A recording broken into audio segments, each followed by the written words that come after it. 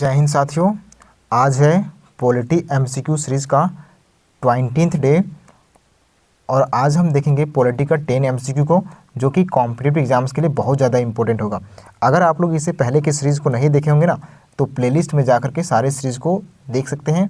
वहाँ से आपको एग्ज़ाम में बहुत ज़्यादा हेल्प मिलेगा, ठीक है।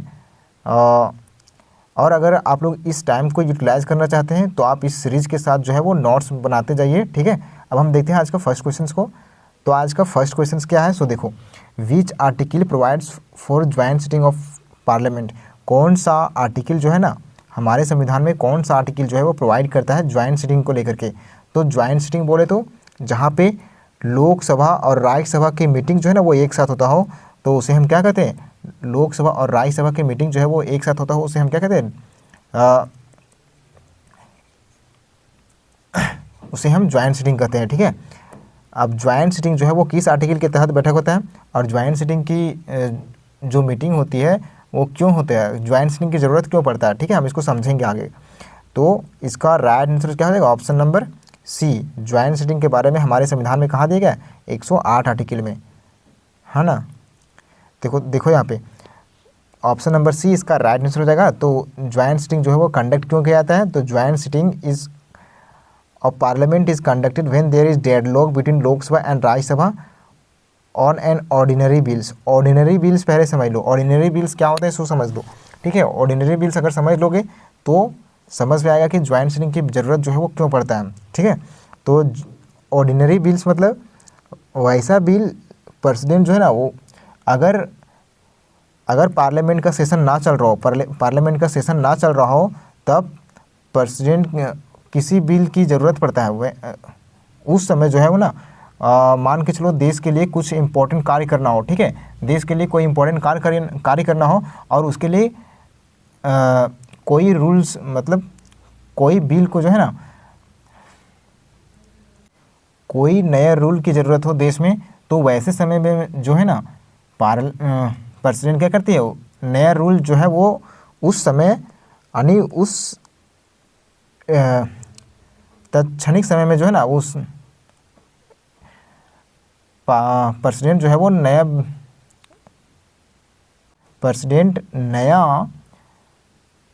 रूल तो बना देती है उस समय, ठीक है। नया रूल जो बनाती है ना उस समय जब सेशन ना चल रहा हो, तो उसी को हम क्या कहते हैं, ऑर्डिनरी बिल्स कहते हैं, ठीक है। और देखो यहाँ पे जब लोकसभा और राज्यसभा का सेशन फिर बाद में शुरू होता है ना, तो उस ऑर्डिनरी बिल को जो है वो पार्लियामेंट से पास कराना पड़ता है, ठीक है। जब सेशन बाद में शुरू होता है तो उस ऑर्डिनरी बिल को बाद में पास कराना पड़ता है सेशन से, ठीक है। और वही बिल बाद में जो है ना वो पास ना हो तो उसे हम कहते हैं डेडलॉक कंडीशंस। लोकसभा और राज्यसभा से पास ना हो तो उसे कहते हैं हम क्या, डेडलॉक कंडीशंस, ठीक है। तो ज्वाइंट सिटिंग की बैठक क्यों होती है जरूर समझ में आ गया होगा। अब हम देखते हैं आगे। तो इसके रिगार्डिंग अगर हम देखें तो ये ज्वाइंट सिटिंग जो है वो कौन बुलाता है, ज्वाइंट सिटिंग जो है बुलाने का काम करता है प्रेसिडेंट। कौन बुलाते हैं, तो प्रेसिडेंट जो है वो ज्वाइंट सिटिंग को बुलाते हैं।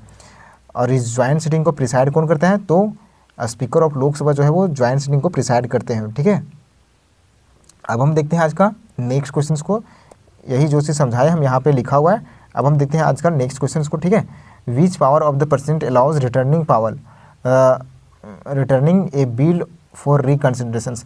प्रेसिडेंट के पास जो है ना वो प्रेसिडेंट के पास रिटर्निंग बिल, किस बिल में जो है वो प्रेसिडेंट जो है वो रिटर्न कर सकती है। कोई बिल को अगर प्रेसिडेंट के पास कोई बिल आता है तो कौन सा बिल जो है ना प्रेसिडेंट जो है वो रिटर्न कर सकती है। मतलब लोकसभा राज्यसभा से पास तो हो गया, प्रेसिडेंट लोकसभा और राज्यसभा के पास होने के बाद जो कहाँ जाता है, तो प्रेसिडेंट के पास जाता है। लेकिन प्रेसिडेंट चाहेगी तो उस बिल को फिर से जो है ना वो लोकसभा और राज्यसभा से पास कराना पड़ेगा, ऐसा मतलब भेज सकती है। लोकसभा और राज्यसभा के पास जो है ना फिर से भेज सकती है। तो ऐसा कौन सा पावर है प्रेसिडेंट के पास जिसके तहत जो है प्रेसिडेंट जो है वो रिटर्न कर सकती है बिल को, बताओ। इसका राइट आंसर क्या हो जाएगा, इसका राइट आंसर हो जाएगा ऑप्शन नंबर बी। क्या हो जाएगा, सस्पेंसिव वीटो के तहत जो है ना प्रेसिडेंट जो है वो ना बिल को रिटर्न कर सकती है। कहाँ पे, तो पार्लियामेंट में फिर से उसे पास कराने के लिए बिल को रिटर्न कर सकती है, ठीक है। ये प्रेसिडेंट के पास पावर है। अब देखो इसके बारे में, तो ऑप्शन नंबर बी इसका राइट आंसर हो जाएगा। सस्पेंसिव वीटो किसे कहते हैं? सो देखो, तो suspensive veto is the power of the president to return a bill not a money bill. लेकिन मनी बिल को लेकर के ये क्या होगा, ये लागू नहीं होगा, ठीक है। मनी बिल अगर हो तो प्रेसिडेंट जो है वो पास करना पड़ता है, प्रेसिडेंट को पास करना ही पड़ेगा, मनी बिल को रिटर्न नहीं कर सकती है प्रेसिडेंट, ठीक है। टू पार्लियामेंट फॉर रिकन्सिडरेशंस, और दूसरा बिल रहेगा तो क्या प्रेसिडेंट जो है वो उसे भेज सकती है रिकन्सिडरेशंस के लिए, फिर से जो है वो लोकसभा और राज्यसभा से पास कराने के लिए भेज सकती है, ठीक है। अगर प्रेसिडेंट को लगे कि ये गलती है तो वो चाहेगी तो भेज सकती है, ठीक है। ये हमारे सस्पेंसिव वीटो में बताया गया है। अब देखो हम सारे वीटो के बारे में समझेंगे जो कि हमारा ऑप्शंस में दिया हुआ था। तो देखो एब्सोल्यूट वीटो किसे कहते हैं? सो समझो, एब्सोल्यूट मतलब पूर्ण रूप से कहें तो जिसको प्रेसिडेंट पूर्ण रूप से लगाम मतलब रोक दे, वैसा वीटो के क्या कहेंगे? एब्सोल्यूट वीटो कहेंगे, ठीक है। आने की प्रेसिडेंट जो उसे रिजेक्ट कर सकती है, हमेशा के लिए जो है ना वो रिजेक्ट कर सकती है, वैसा बिल को हम उसे क्या कहेंगे?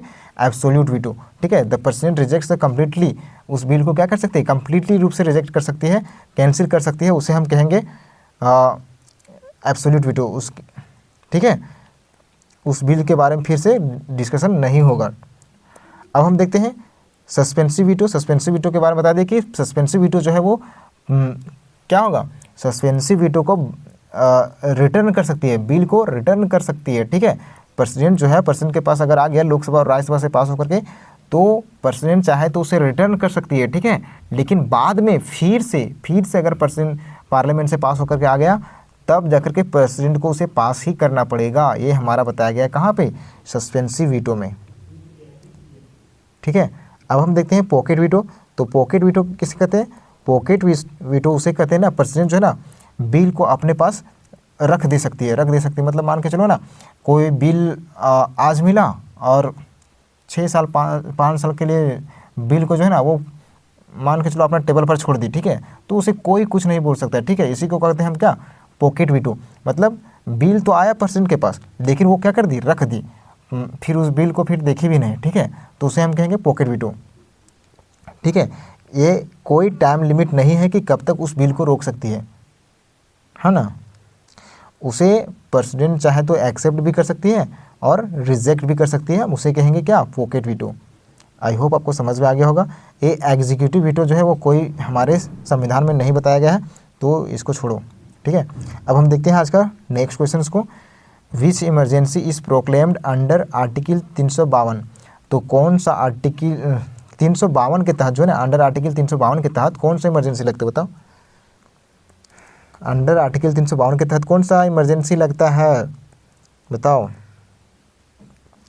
इसका राइट आंसर क्या हो जाएगा? ऑप्शन नंबर सी।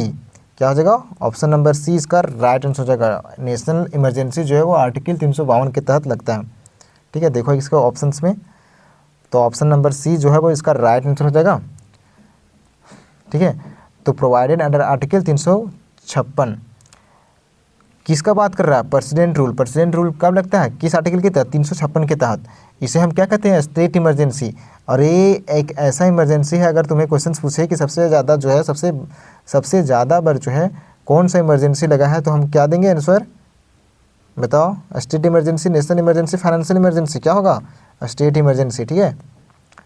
अब हम देखते हैं फाइनेंशियल इमरजेंसी के बारे में। तो फाइनेंशियल इमरजेंसी के बारे में हमारे संविधान में आर्टिकल किसमें बताया गया है? 360 में बताया गया है। 360 में जो है फाइनेंशियल इमरजेंसी के बारे में बताया गया है, लेकिन ये अब तक कभी नहीं लगा है। फाइनेंशियल इमरजेंसी जो है वो अब तक हमारे राष्ट्र में कभी नहीं लगा है, ठीक है। अब हम देखते हैं नेशनल इमरजेंसी के बारे में।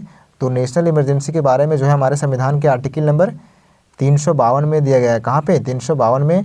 और लगने का कब लग सकता है? तो वार के दौरान लग सकता है, एक्सटर्नल एग्रेशन लगे होगा तब लग सकता है, ठीक है। आर्म रिबेलियन हो रहा हो तब जाकर के क्या लग सकता है? नेशनल इमरजेंसी लग सकता है, ठीक है। देख सकते हो कि यहाँ पे दिया गया है कुछ इमरजेंसी के टाइप्स है। इमरजेंसी के टाइप्स पूछेगा तो क्या होगा? National emergency, state emergency, financial emergency. अगर हम बात करें नेशनल इमरजेंसी जो है वो कब कितना बार लगा है, तो नेशनल इमरजेंसी जो है वो अब तक 3 बार लगा है। कब? 1962 में, 1921 में और 1925 में जो है वो नेशनल इमरजेंसी लग चुका है, ठीक है। वही प्रेसिडेंट रूल जो है वो अब तक 300 प्लस बार लग चुका है। 300 प्लस बार जो है वो क्या? प्रेसिडेंट रूल लग चुका है। हाल ही में जो है प्रेसिडेंट रूल कहाँ से हटा? बताओ। हाल ही में प्रेसिडेंट रूल जो है वो कहाँ से हटा? बता सकते हो, जहाँ पे बीजेपी का भी सीएम बना है, ठीक है, और फाइनेंशियल इमरजेंसी जो है वो कभी नहीं लगा है, ठीक है, ध्यान रखना। अब हम देखते हैं आज का नेक्स्ट क्वेश्चन को। आज का नेक्स्ट क्वेश्चन है, आज का fourth question, which article provides for the appointment of chief justice of India. कौन सा आर्टिकल जो है ना प्रोवाइड करता है ना अपॉइंट करने के लिए, चीफ जस्टिस ऑफ इंडिया को अपॉइंट करने के लिए कौन सा आर्टिकल प्रोवाइड करता है, बताओ। इसका राइट आंसर क्या हो जाएगा, बताओ। Chief justice of India, chief justice of India, अभी का चीफ जस्टिस ऑफ इंडिया कौन है, सो बताओ, अभी का चीफ जस्टिस ऑफ इंडिया कौन है। इसका राइट आंसर क्या हो जाएगा, ऑप्शन नंबर बी इसका राइट आंसर हो जाएगा, ठीक है। आर्टिकल नंबर 124 के 2 के तहत जो है ना क्या अपॉइंट कर सकते हैं हम CJI को, चीफ जस्टिस ऑफ इंडिया को। अभी का चीफ जस्टिस ऑफ इंडिया कौन है, सूर्यकांत, कौन है, सूर्यकांत, ठीक है। कितना नंबर के हैं, तो 53rd, 53वें नंबर के जो है वो CJI हैं, ठीक है। अब हम देखते हैं इसके रिगार्डिंग कुछ इंपॉर्टेंट पॉइंट्स को, तो ऑप्शन नंबर बी इसका राइट आंसर हो जाएगा। आर्टिकल 1242 के तहत जो है वो अपॉइंटमेंट किया जाता है किसका, CJI का हमारे देश में। तो आर्टिकल 124 के 2 में हमारे संविधान में क्या बताया गया है, तो appointment of the chief justice of India and other जजेज का भी जो अपॉइंटमेंट किया जाता है वो ये हमारे संविधान के आर्टिकल 124 के 2 के तहत किया जाता है, ध्यान रखना। The president of India appoints them after consultations with, हाँ एक बात ध्यान रखने वाली बात है कि चीफ जस्टिस ऑफ इंडिया को अपॉइंट करने के लिए किसका कंसल्टेशंस की ज़रूरत पड़ता है, तो जो जजेज होते हैं ना, और जो सुप्रीम कोर्ट में जो जज होते हैं उसका बेंच होता है, तो उन्हीं का जो है ना कंसेंट की ज़रूरत पड़ता है चीफ जस्टिस ऑफ इंडिया बनाने के लिए, ठीक है। मोर देन जो है ना इसी की ज़रूरत पड़ता है। लेकिन कभी कभी जो है ना वो ऐसा हो सकता है, मान के चलो कैसा, अपॉइंट कौन करता है, चीफ जस्टिस ऑफ इंडिया को अपॉइंट कौन करता है, प्रेसिडेंट करते हैं। तो प्रेसिडेंट जो है वो अपॉइंट करने के लिए इससे सलाह लेते हैं, किससे सलाह लेते हैं, तो सुप्रीम कोर्ट के जजों से सलाह लेते हैं। और कभी कभी जो है ना, कभी कभी चाहे तो ऐसा, तो कभी ऐसा नहीं होता है, ठीक है, ऐसा हमारे संविधान में दिया गया है, बस इतना ध्यान रखो कि हाई कोर्ट के जजेस से भी सलाह ले सकती है, ठीक है। प्रेसिडेंट जो है वो हाई कोर्ट के जज से भी सलाह ले सकती है चीफ जस्टिस ऑफ इंडिया को अपॉइंट करने में। अब हम देखते हैं आज का नेक्स्ट क्वेश्चन को। तो consolidated fund of India is mentioned under, तो कंसोलिडेटेड फंड ऑफ इंडिया जो है वो कहाँ पे मेंशन किया गया हमारे संविधान में, बताओ। हमारे संविधान में कंसोलिडेटेड फंड ऑफ इंडिया, यानी कि कंसोलिडेटेड फंड ऑफ इंडिया क्या होता है, बताओ। ये जो है ना सरकार का मेन बैंक होता है, सरकार का मेन बैंक होता है, ध्यान रखना। यहाँ से सारा पैसा जो है ना, सारा पैसा जो खर्चा होता है ना, सरकार जितना पैसा खर्च करती है वो यहीं से खर्चा करती है। जितना पैसा मोदी जो घूमता है ना इधर उधर, तो सब यहीं से मतलब पैसा निकाल के भागता है, चोर चुहाड़, ठीक है। अब देखो यहाँ पे तो इसका राइट आंसर क्या हो जाएगा, कंसोलिडेटेड फंड ऑफ इंडिया का जो मेंशन किया गया है वो कहाँ पे किया गया है, तो ऑप्शन नंबर सी इसका राइट आंसर हो जाएगा, ठीक है। आर्टिकल 266 में जो है वो मेंशन किया गया है कंसोलिडेटेड फंड ऑफ इंडिया के बारे में, ठीक है। इसका मीनिंग क्या होता है, सो देखो, तो ये क्या होता है, सरकार का जो है ना मेन अकाउंट होता है, सरकार का मेन अकाउंट, यानी कि सरकार जितना भी खर्च करती है ना, कहीं भी कोई भी जाता है तो पैसा निकाल के भाग जाता है। और पैसा कहाँ से निकालता है, तो यहीं से निकाल के भागता है, ठीक है। तुम्हारे पास कौन अकाउंट है बताओ, ठीक है। सरकार के पास पैसा निकाल के भागने का एक ही अकाउंट है, कंसोलिडेटेड फंड ऑफ इंडिया, ठीक है।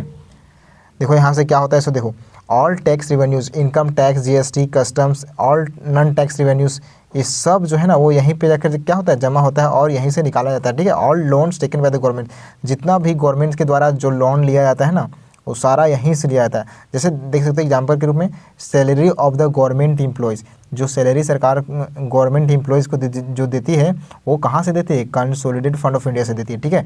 कंस्ट्रक्शन ऑफ हाईवेज जो करती है वो कहाँ से देती है, तो इसी से करती है। डिफेंस एक्सपेंडिचर यहीं से करती है। एजुकेशन के ऊपर स्कीम्स अगर निकालती है तो सारा पैसा यहाँ से निकाल के भाग देती है, ठीक है।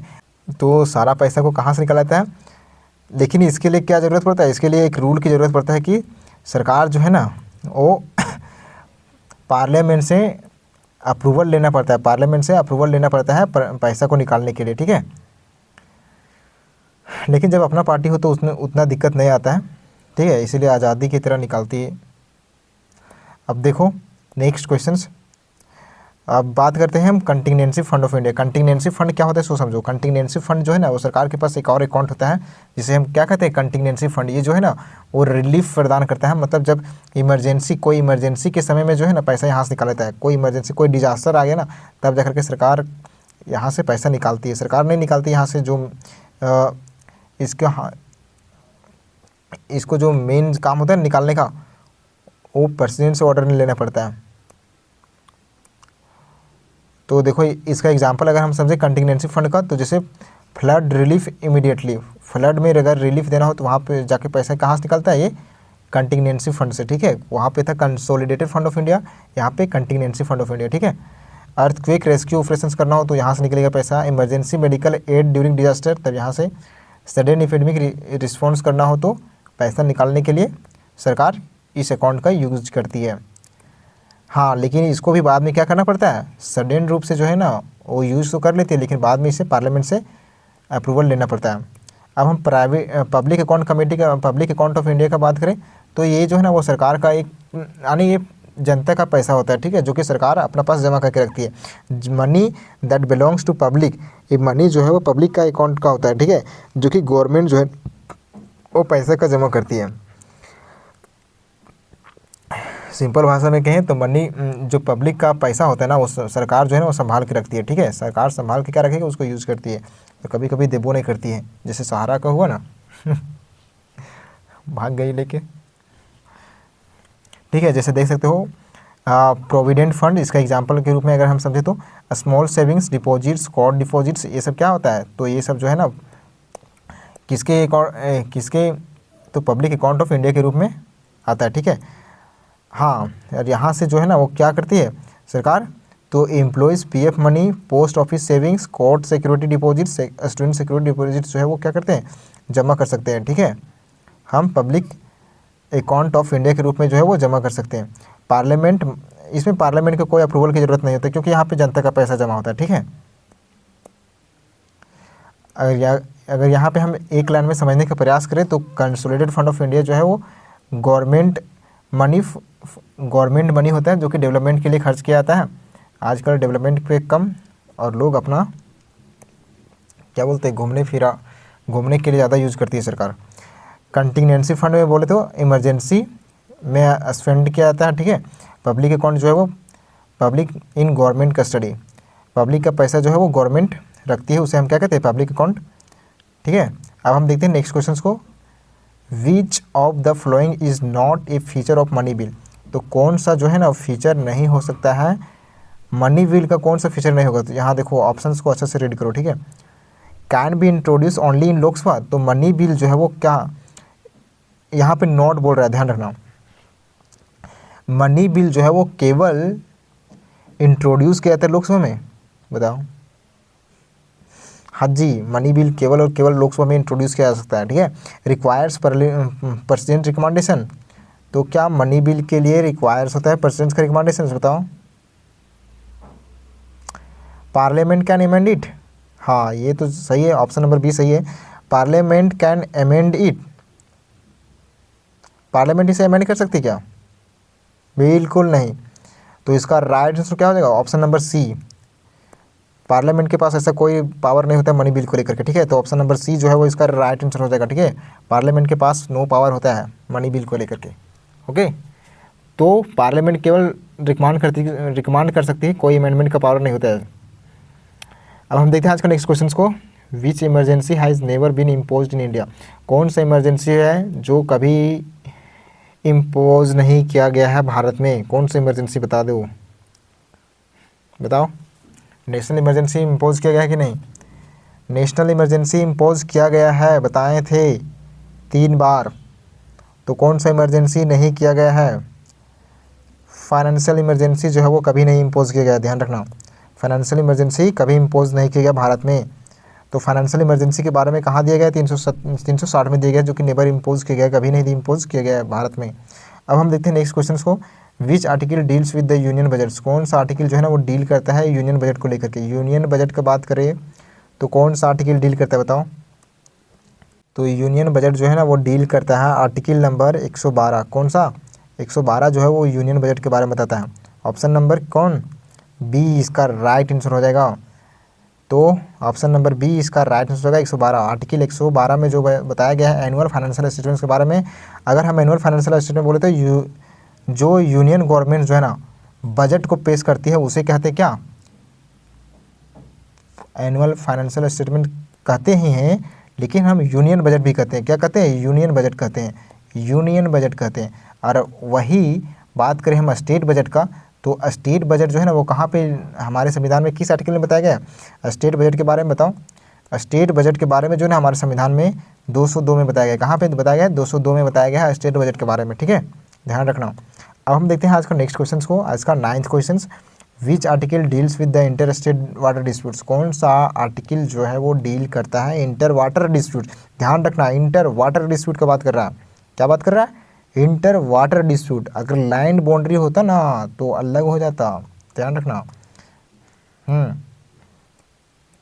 तो इसका राइट आंसर क्या हो जाएगा, इंटर वाटर डिस्प्यूट का बात कर रहा है, तो इसका ऑप्शन नंबर बी आर्टिकल 262 जो है वो इंटर वाटर डिस्प्यूट्स को जो है वो रिजॉल्व करने का काम करता है। हम आगे समझते हैं सब अच्छे से, ठीक है। तो देखो यहाँ पे ऑप्शन नंबर बी जो है वो इसका राइट आंसर हो जाएगा। Inter water disputes in India are primarily governed by article 262 of the constitution which empowers parliament to legislate on the adjudications of disputes regarding the use of distributions and control interstate rivers, ठीक है।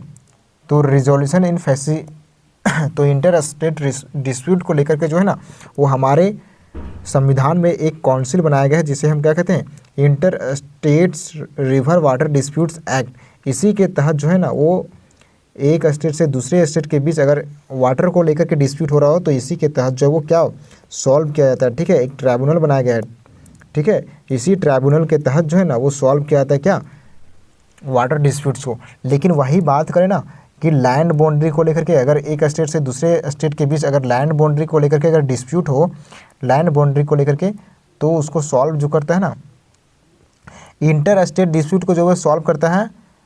अगर हम water का बात करें ना, water का बात करें इंटर स्टेट डिस्प्यूट्स को, तो पार्लियामेंट इसको सॉल्व करेगा, ठीक है, पार्लियामेंट इसको सॉल्व करेगा। अगर लैंड बाउंड्री को बात करें तो इसको सॉल्व करता है कौन, सुप्रीम कोर्ट। सुप्रीम कोर्ट जो है ना सॉल्व करता है लैंड बाउंड्री को लेकर के अगर दो स्टेट के बीच डिस्प्यूट हो रहा हो तो, ठीक है। ध्यान रखना, वाटर डिस्प्यूट होगा तो पार्लियामेंट सॉल्व करेगा इस ट्रीटी के तहत, ट्राइब्यूनल्स के तहत, ठीक है। लेकिन लैंड अगर डिस्प्यूट हो रहा है तो सुप्रीम कोर्ट सॉल्व करेगा, ठीक है। अगर हम देखें वाटर डिस्प्यूट्स का एग्जांपल देख सकते हो, जैसे कावेरी वाटर डिस्प्यूट्स, ठीक है। कावेरी वाटर डिस्प्यूट जो है किसके किसके बीच है, कर्नाटका, तमिलनाडु, केरला, पुडुचेरी, इन सब के बीच जो है वो डिस्प्यूट चल रहा था, ठीक है। कृष्णा वाटर डिस्प्यूट बात करें तो महाराष्ट्र, कर्नाटका, आंध्र प्रदेश। रवि व्यास का डिस्प्यूट की बात करें तो पंजाब, हरियाणा, राजस्थान। गोदावरी डिस्प्यूट की बात करें तो महाराष्ट्र, तेलंगाना, आंध्र प्रदेश के बीच क्या चल रहा था, डिस्प्यूट चल रहा था, ठीक है। अब हम देखते हैं आज का नेक्स्ट क्वेश्चन को, which body decide disputes related to the elections of the president of India. कौन सा बॉडी जो है ना वो डिसाइड्स करता है प्रेसिडेंट के बीच अगर डिस्प्यूट हो रहा हो इलेक्शंस को लेकर के, हाँ ना, प्रेसिडेंट के इलेक्शंस को लेकर के अगर डिस्प्यूट हो रहा हो तो कौन रिजॉल्व करता है, बताओ कौन रिजॉल्व करता है। इसका राइट आंसर बताओ, इसका राइट आंसर क्या हो जाएगा, ऑप्शन नंबर बी जो है हो जाएगा, क्या हो जाएगा, सुप्रीम कोर्ट जो है इसका राइट आंसर हो जाएगा सुप्रीम कोर्ट। किसके तहत, आर्टिकल 21 के तहत, ठीक है, आर्टिकल 71 के तहत जो है वो सॉल्व करता है प्रेसिडेंट का इलेक्शंस को लेकर के डिस्प्यूट्स को, ठीक है। All disputes related to the election of presidents of India और वाइस प्रेसिडेंट्स डिसाइडेड बाय कहाँ, सुप्रीम कोर्ट ऑफ इंडिया। ये फाइनल डिसीजन होता है सुप्रीम कोर्ट का, जो कि हर मतलब अदर लोगों के लिए जो है ना वो बॉन्डिंग होता है कि इसे मानना ही पड़ता है, ठीक है। जैसे डिस्प्यूट्स को अगर सॉल्व कर रहा है, डिस्प्यूट को अगर सॉल्व कर रहा है पर सुप्रीम कोर्ट, तो उसे अदर अथॉरिटेटिव जो भी होते हैं ना उसको मानना पड़ता है इस फाइनल डिसीजंस को, ठीक है। तो थैंक यू, आज का क्वेश्चन इतना ही था। Take care, bye bye.